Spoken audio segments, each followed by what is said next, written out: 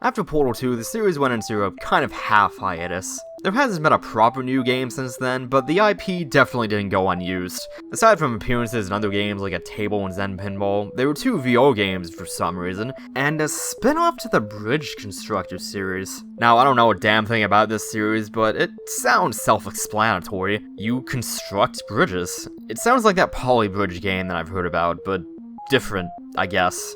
Honestly, it's kind of bizarre that this is the only Portal game available on a Nintendo system. The main games are stupid easy to run nowadays, but I don't know, I guess Valve doesn't like easy money. But credit where credit is due, this was a pretty good idea. This kind of game would blend itself well with a puzzle series like Portal. Normally I wouldn't even consider playing this kind of game, but this was the closest thing Portal had to a new game in 6 years, so I might as well give it a shot. I'm not expecting Portal 3 or anything, but hopefully Bridge Constructor Portal is an enjoyable puzzle game anyway. There really isn't much story in this game. You're just some nameless Aperture employee that gets promoted or something, now you're in charge of building bridges. BCP, because saying Bridge Constructor Portal is very annoying, does have dialogue, and it tries to have that same kind of Portal humor, but I don't know, it just doesn't land like it should. Like, the game starts off asking you interview questions, and if you say the wrong thing, they just throw the candidate in the incinerator. That's funny, but I'm not laughing. Even GLaDOS says the same kind of stuff she normally would, but her voice sounds too robotic, and she almost doesn't sound like herself, despite Ellen McLean reprising her role. And again, I'm just not laughing. A lot of these jokes don't feel original, and it makes the game's vibe come off as a soulless imitation of the main games. It's not really what you're here for, but it made dialogue come off as annoying instead of entertaining. And for some reason, this game doesn't have VSync. What?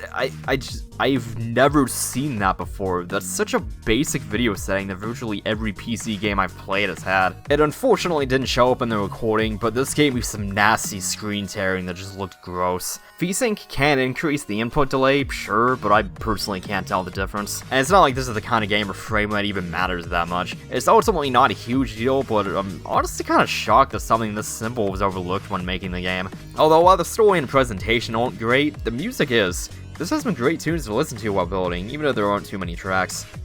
The game, though, it's about what you'd expect from the title. You have some guy driving this cart thing and build bridges to have them drive toward the exit. The game has physics too, so you can make ramps and stuff, along with whatever random structure your brain deems necessary to substitute as a bridge. Like, holy hell, this stuff is not practical at all. Portal mechanics are put into the mix as well. You know, buttons, cubes, fizzlers, turrets, launch pads, energy pellets, all that good stuff. They're all portals, but in the main game, you can't place any yourself. They basically act as teleporters, but they can be used as launch points too. Portals are linked by the same color this time, which makes things much less confusing in this kind of game. Seeing as how many different sets some of the later levels use, this was desperately needed. Most of what you're actually doing is constructing bridges. Who would have thought? The interface to do this is kinda clunky though. My main issue with the controls is moving parts. You have to hold down left click to move a joint, but you have to wait until it switches to move mode before you can actually move it, because then it just moves the camera instead, which is really disorienting. It's easy enough to get used to it, but it just ended up annoying me sometimes. And every now and then, I just misclicked and end up not connecting structures like I wanted to. I don't know if it's just me, but it made things slightly less smooth than I would have liked. I think this might have been designed for mobile devices and then ported to PC and consoles, but the controls really should have been smoothed out for the PC release. The tutorials in the beginning are kind of annoying though.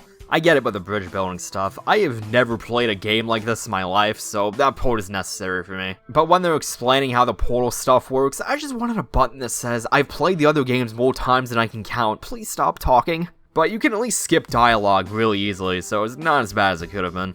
My real issue with this game is the puzzles. There's 60 levels in this game, and each one falls into one of 3 camps. There's stupidly easy ones that take me a good 5 to 10 minutes to make a bridge that's a valid solution. There's ones where I know what I'm supposed to do, but it takes me half an hour to make something that actually does what I want it to. Or the rare third instance where I don't even know where to begin to solve this. The second camp are the most common ones out of the first chapter. A lot of the time it feels like I'm fighting against the game, things don't work the way I initially think they would, and that just leads to a bunch of trial and error. Like maybe I'm spending 10 minutes making minute adjustments to this one ramp to get the right angle I need, but then he doesn't go through the portal like he should have. Or maybe the cart lands upside down and this dumbass is too stupid to try and flip it right side up again. Or the cart just barely misses the button that needs to be pressed. Or whatever random garbage the game decides decides doesn't work. Because once you hit drive to test out what you've made, everything's automated. You can't control the drivers. So when things just don't go my way, it doesn't feel like my fault that the game decided to freak out. And it happens a lot. Like, you change one little thing,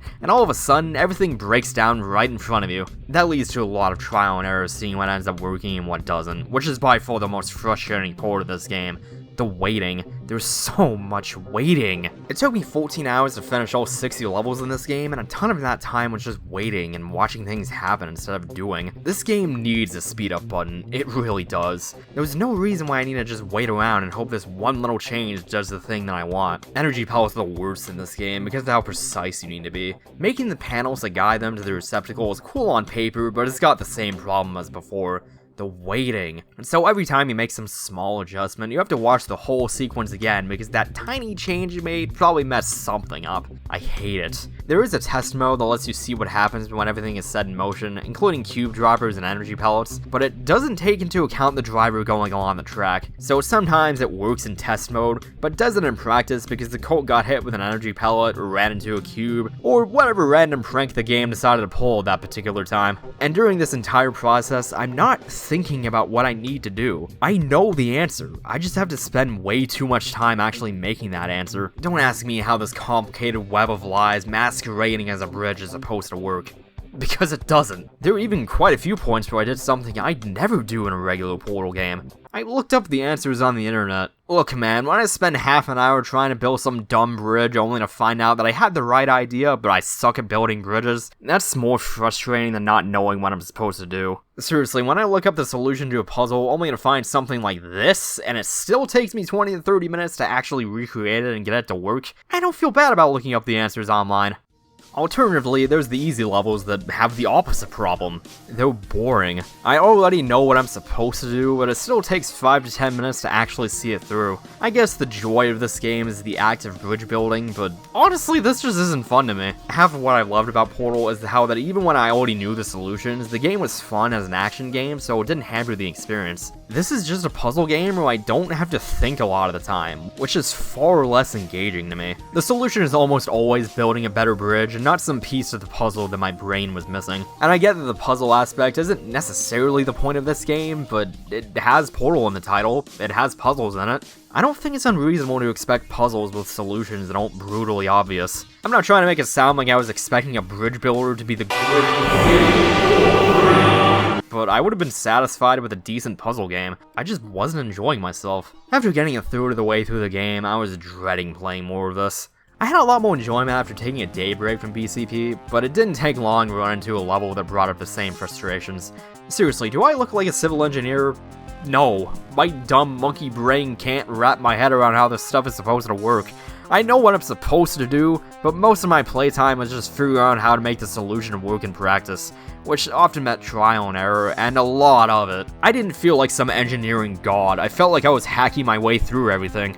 The game does teach you the basics of building bridges, but damn, if making bridges really takes this much effort, I'm amazed these things work at all. Man, am I glad I didn't get into civil engineering or architecture or something, because this game borders on torture at times. By about halfway through the game, I was already over this. Look, I'm not one to constantly complain about things. I try to find the good in even bad games. Plenty of people worked hard to make this game. I don't want to be that random asshole that said their game was garbage and that you should think this game is garbage too, but lying about what I thought about their game just feels worse. So, here we are. Oh, there were large chunks of the game where I was enjoying myself. I don't know, it was a kind of, at least I'm not getting frustrated kind of enjoyment. At that point, I was just playing it to play it. The game almost feels like going to work in that regard. Yeah, I don't mind this, at least I'm not disliking it, but I'd rather be doing something else. And that's the worst thing a game can do in my opinion. If I'd rather be doing something else, why am I even playing this? I'm sure Bridge Constructor Portal is a good game, but it was clearly not made for me. If you're into this kind of game, you're bound to enjoy it, but there's a chapter called Painful Experiences, and that about sums it up for me. There's some DLC that lets you place your own portals, but honestly, I don't care, I'm done. There were multiple points where I was happy that I decided to stop playing. BCP isn't really a game I'd say I hated, but I'm just glad to have this over with. This has been Flame Guy, and I really didn't want to end my look at Portal on such a sour note.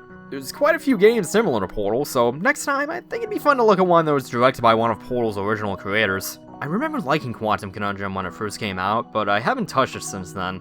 I'm curious how well it holds up. Until then, take care, and I'll see you all next mission.